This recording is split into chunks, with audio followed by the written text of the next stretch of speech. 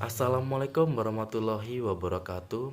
Perkenalkan, nama saya Ketut Rika Saputra dengan nomor pokok mahasiswa 227555165, program studi akuntansi perpajakan, mata kuliah akuntansi keuangan menengah.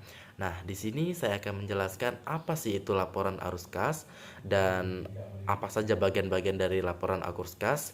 Nah, laporan arus kas ini juga termasuk ke dalam PSAK nomor 2. Di sini saya akan menjelaskan apa itu laporan arus kas. Adapun di sini definisi dari laporan arus kas yaitu laporan arus kas adalah laporan keuangan yang menyajikan jumlah aliran kas masuk ke perusahaan atau cash inflow dan jumlah aliran kas yang keluar dari perusahaan atau cash outflow. Nah, dan perubahannya selama satu periode tertentu. Laporan arus kas mencakup kas dan setara kas, yaitu kas di tangan, simpanan giro dan tabungan, investasi jangka pendek yang sangat liquid yang bisa konversi menjadi uang dalam jumlah tertentu dan memiliki risiko perubahan nilai yang tidak signifikan dengan jatuh tempo kurang dari 3 bulan.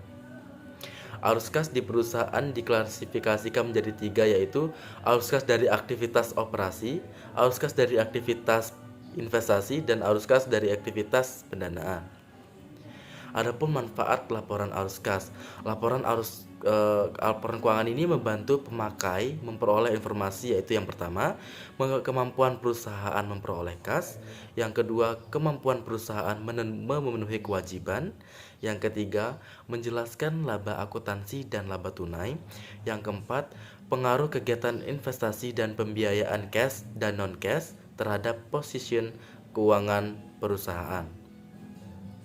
Adapun arus kas dari aktivitas operasi, yang pertama itu, aktivitas operasi adalah aktivitas penghasil utama pendapatan entitas dan aktivitas lain yang bukan merupakan aktivitas investasi dan pendanaan.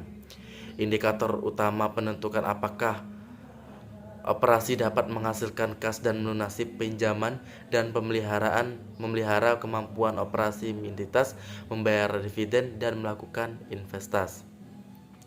Nah, arus kas dari aktivitas operasi ini inflow-nya terdiri dari yang pertama, penerimaan dari penjualan barang atau jasa, royalti, pendapatan lain. Yang kedua, penerimaan dari pendapatan sewa, restitusi pajak. Yang ketiga, penerimaan dari pemberian untuk bank dan penjualan sekuritas dari perusahaan efek. Adapun outflow dari aktivitas operasi yaitu yang pertama, pembayaran kepada pemasok barang dan jasa, terus yang kedua, pembayaran untuk karyawan, yang ketiga, pembayaran klaim atau asuransi pembeli efek atau perusahaan efek, pengembalian kredit atau bank, dan yang keempat, pembayaran biaya operasi. Nah, adapun pelaporan arus kas dari aktivitas operasi. Entitas melaporkan arus kas dari aktivitas operasi dengan menggunakan salah satu dari metode berikut, yaitu yang pertama metodenya metode langsung. Metode langsung itu kelompok utama dari penerimaan dan pengeluaran kas bruto diungkapkan.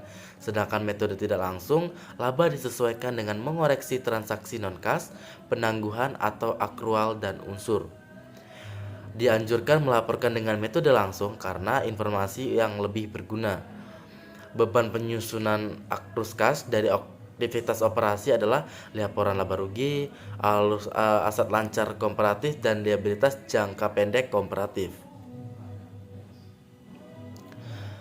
Arus kas dari aktivitas investasi. Nah, arus aktivitas investasi adalah perolehan dan pelepasan aset jangka panjang serta investasi lain yang tidak termasuk setara kas. Yang kedua, mencerminkan pengeluaran untuk sumber daya yang dimaksudkan menghasilkan kas di masa depan. Bahan utama penyusunnya adalah aset tidak lancar komparatif. Nah, adapun inflow dari aktivitas investasi ini yang pertama, penerimaan penjualan aset tetap, aset tidak berwujud, dan aset jangka panjang. Yang kedua, penerimaan kas dari kontrak future atau forward, future untuk pendanaan. Yang ketiga, penerimaan penjualan instrumen utang atau kas atau selain diperdagangkan. Dan yang keempat, penerimaan kas dari pelunasan uang muka dan pinjaman dari pihak lain.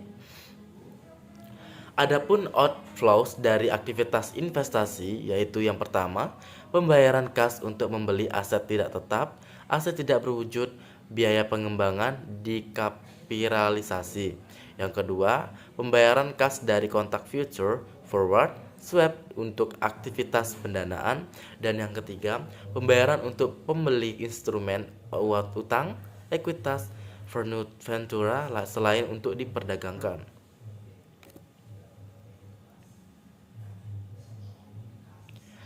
Adapun arus kas dari aktivitas pendanaan. Aktivitas pendanaan adalah aktivitas yang mengakibatkan perubahan dalam jumlah serta komposisi kontribusi modal dan pinjaman entitas. Memprediksi klaim atas arus kas masa depan oleh para penyedia modal entitas, dan bahan utamanya itu liabilitas jangka panjang kooperatif dan ekuitas komparatif. Nah, di sini adapun inflow dari aktivitas pendanaan, yaitu yang pertama, penerimaan kas dari penerbitan saham, penerimaan kas dari penerbitan obligasi, wesel, pinjaman jangka pendek dan jangka panjang, hipotek. Nah, selain itu adapun outflows dari aktivitas pendanaan. Yang pertama, pembayaran kas kepada pemilik untuk menarik atau menebus saham. Yang kedua, pelunasan pinjaman. Yang ketiga, pembayaran kas oleh lise untuk mengurangi saldo liabilitas terkait sewa pembiayaan. Adapun pajak penghasilan yang berkaitan dengan arus kas. Nah, di sini arus kas yang berkaitan dengan pajak penghasilan diungkapkan secara terpisah. Diklasifikasikan sebagai arus kas dari aktivitas operasi kecuali jika secara spesifik dapat diidentifikasi sebagai aktivitas pendanaan dan investasi.